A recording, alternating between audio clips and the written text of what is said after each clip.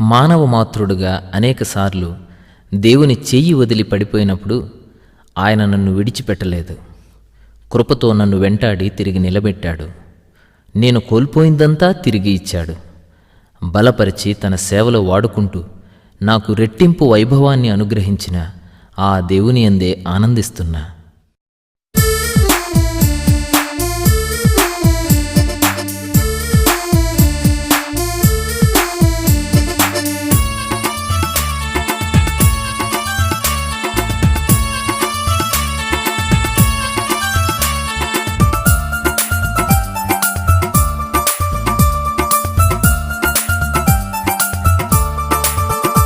అన్ని వేళలా ఆదరించెడి ఆత్మరూపీ నీకే వందనం. ఎన్ని తీరులా నిన్ను కొలిచిన